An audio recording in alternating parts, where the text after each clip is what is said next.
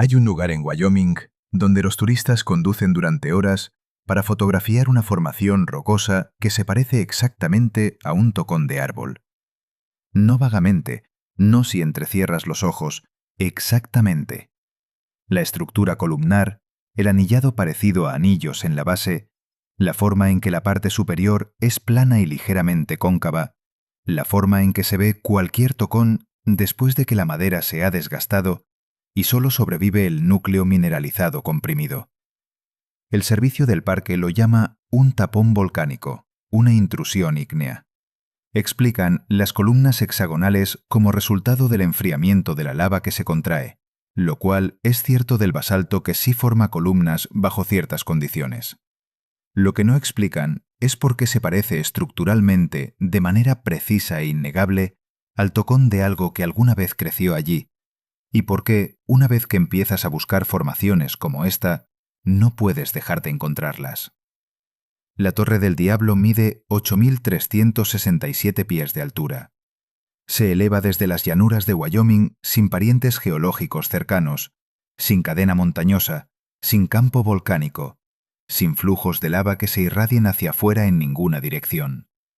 Simplemente está allí, aislada, con su base rodeada por un campo de escombros del mismo material columnar que forma sus paredes, como si algo se hubiera hecho añicos y caído alrededor durante un lapso de tiempo enorme. Todos los demás tapones volcánicos de este planeta se encuentran dentro de un sistema volcánico. Este no.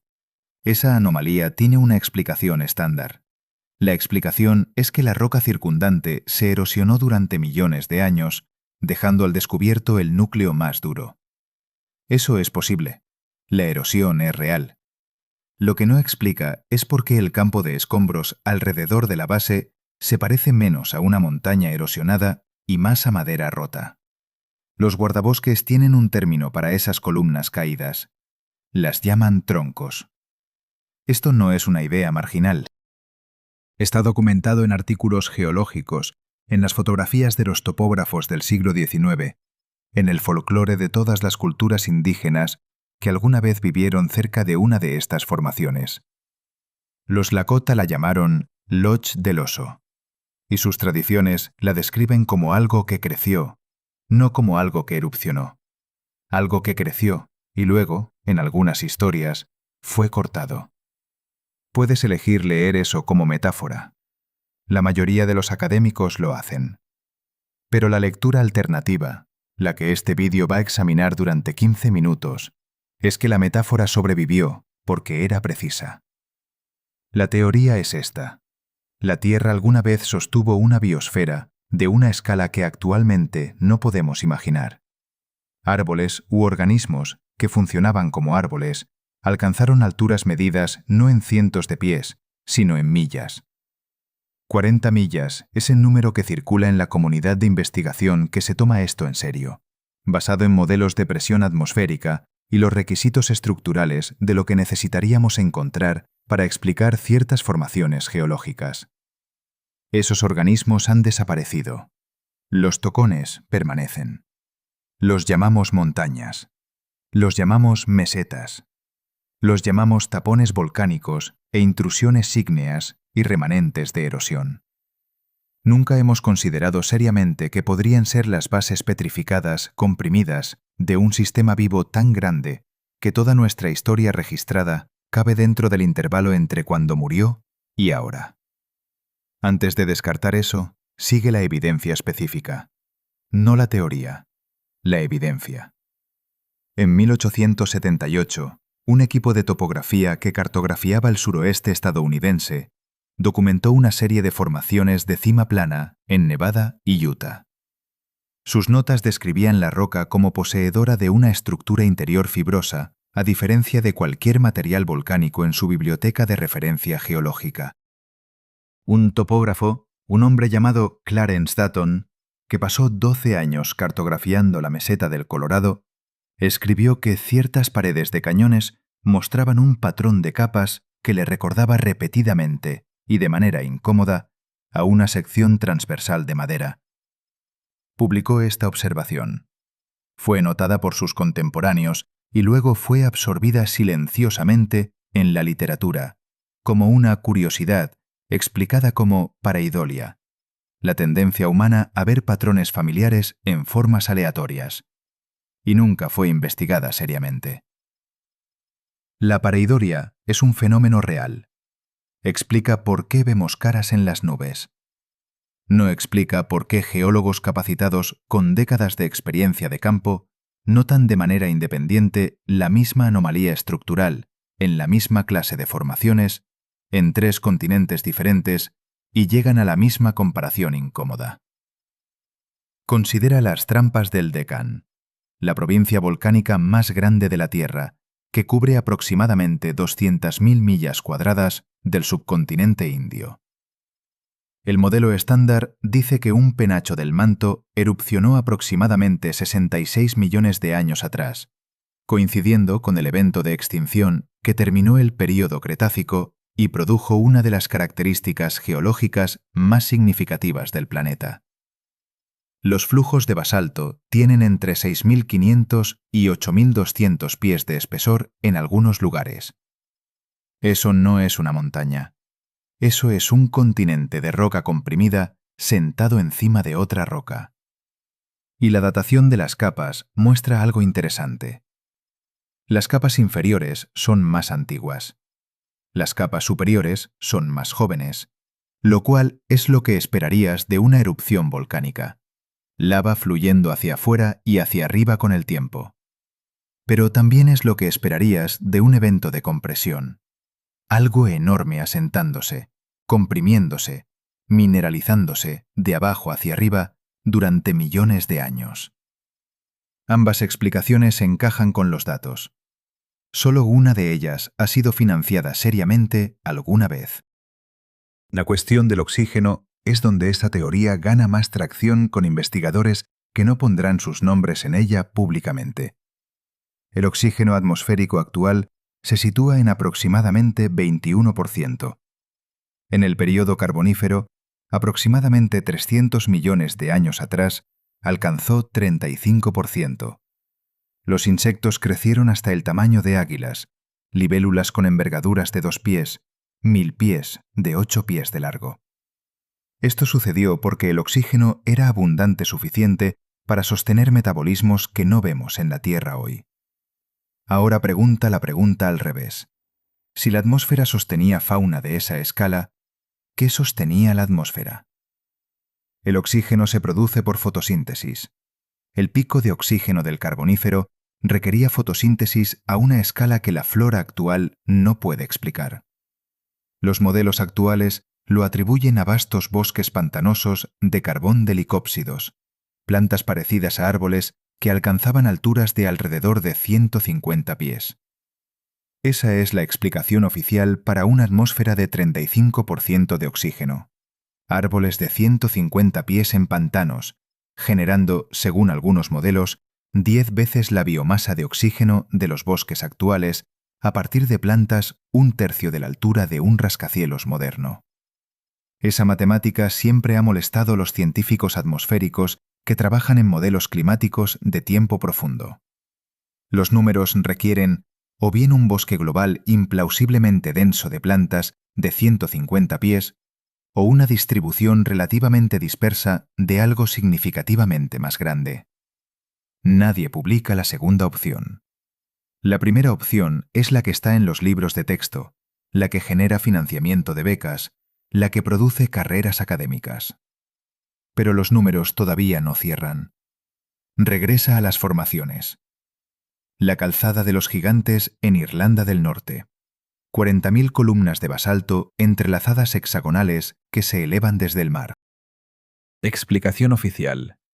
Una erupción de fisura volcánica aproximadamente 50 a 60 millones de años atrás. La lava se enfrió y se contrajo en columnas. Esta es la cuenta geológica aceptada y es defendible. Lo interesante es que las columnas promedian 12 pulgadas de ancho y son notablemente uniformes en tamaño. El basalto que se enfría naturalmente produce columnas, pero la uniformidad de diámetro en 40.000 estructuras individuales es inusual. Más inusual es el hecho de que la misma formación, las mismas columnas hexagonales, los mismos diámetros, las mismas características estructurales aparecen en la cueva de Fingal, en la isla escocesa de Staffa, a 120 millas de distancia, y en la cascada Svartifoss, en Islandia, y en la garganta de Alcántara, en Sicilia, y en el cabo Raoul, en Tasmania. Todas ellas producen la misma explicación: lava enfriándose. Todas ellas muestran la misma uniformidad estructural que hace que los geólogos que estudian la formación de cristales se sientan silenciosamente incómodos. Existe un término en ciencia de materiales para lo que sucede cuando la materia orgánica es comprimida y mineralizada durante tiempo geológico: permineralización.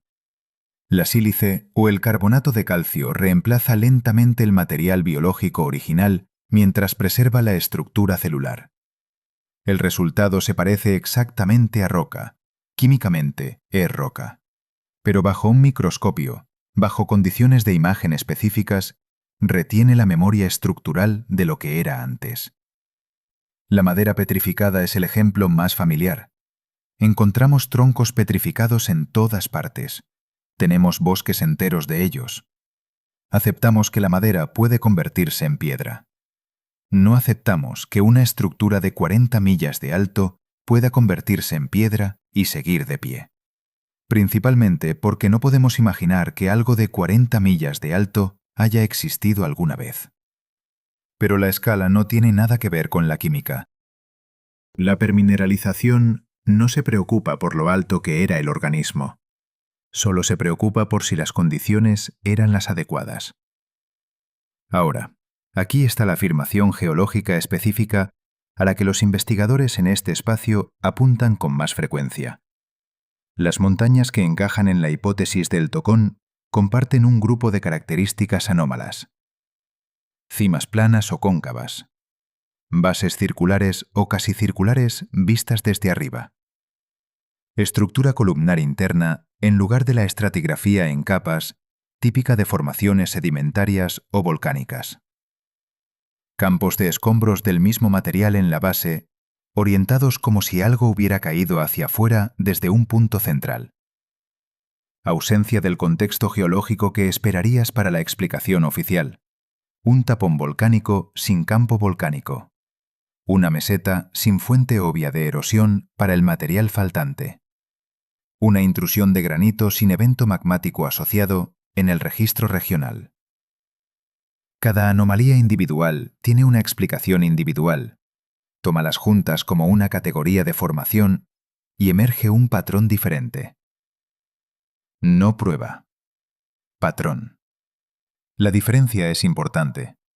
La prueba requeriría una muestra, una sección preservada del organismo original, un sistema de raíces, un análisis molecular que confirme origen biológico para material actualmente clasificado como puramente geológico. Nadie ha hecho ese análisis.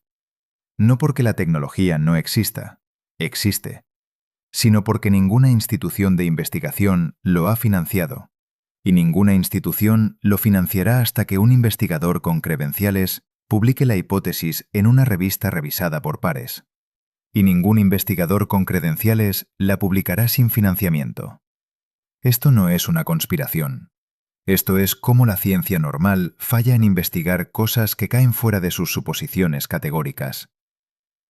Lo que sí tenemos son las anomalías mismas.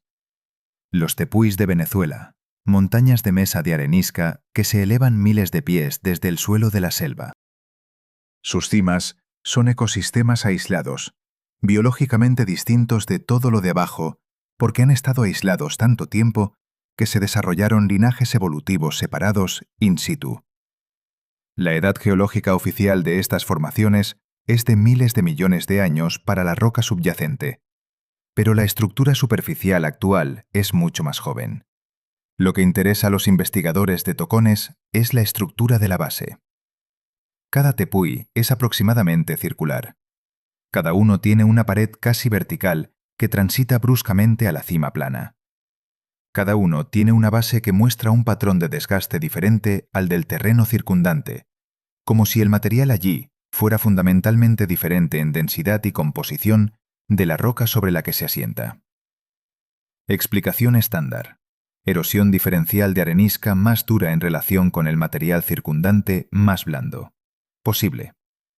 También exactamente lo que se vería en una sección transversal de un sistema de raíces mineralizado en relación con el suelo circundante, que con el tiempo se había convertido en roca. Shiprock, en Nuevo México. Un tapón volcánico de 583 pies que se eleva desde un plano plano, acompañado por 3 diques radiales que se extienden hacia afuera desde su base. La explicación oficial para 2 diques: magma fluyendo a través de grietas en la roca circundante durante la erupción original, endureciéndose en su lugar y luego expuesto por erosión durante millones de años, lo cual es consistente con la geología. Lo que es inconsistente es el ángulo. Los diques se extienden hacia afuera y ligeramente hacia abajo desde la estructura central. El magma fluyendo desde una fuente central a través de grietas horizontales, se esperaría que se extendiera radialmente a la misma elevación que la intrusión. Estos corren hacia abajo, que es lo que hacen las estructuras de raíces, que es lo que nada volcánico hace. Nada de esto está en un libro de texto. Nada de esto estará en un libro de texto hasta que alguien con respaldo institucional, revisión por pares y una carrera que esté dispuesto a arriesgar, formule la pregunta formalmente y financie la imagen. La tecnología para resolver esto existe.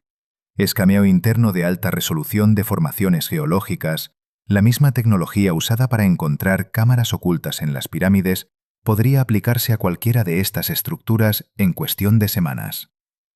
La estructura celular del material biológico permineralizado es distinta de la estructura cristalina volcánica a nivel microscópico. Lo sabrías en meses si la Torre del Diablo es un tapón de magma enfriado o el tocón de algo que alguna vez creció allí. Nadie ha mirado. Eso no es una conspiración. Una conspiración requiere intención. Esto solo requiere inercia. La categoría existe. Las estructuras de financiamiento recompensan la investigación dentro de la categoría. Las formaciones están en sus parques nacionales. Su fotografía las hace famosas. Su naturaleza sin cambios. Su composición real nunca interrogada seriamente. El diapasón de Beethoven vibra a 455 hercios en una vitrina en la Biblioteca Británica. Todos los pianos del mundo están afinados a un estándar que él nunca usó. Las campanas que alguna vez sostuvieron una frecuencia diferente se fundieron en cañones. Los edificios diseñados para resonar con esas campanas todavía están de pie. La piedra todavía lleva la arquitectura. Nada la alimenta ya. Los árboles, si existieron, se han ido. Los tocones permanecen. La piedra todavía lleva la estructura. Cada sendero de senderismo en el planeta pasa junto a formaciones que podrían ser el remanente biológico más significativo en la historia de la Tierra, etiquetadas con placas que explican actividad volcánica y cronologías de erosión, fotografiadas por turistas que las publican sin preguntar qué están mirando. La pregunta no es si esto es cierto. La pregunta es si alguien con las herramientas para averiguarlo alguna vez lo ha intentado seriamente. La respuesta hasta ahora es no. Y la razón por la que esa respuesta debería molestarte no es porque sugiera una encubierta. Sugiere algo más silencioso y más fundamental. Que la ciencia, como cualquier otra institución humana, tiene categorías.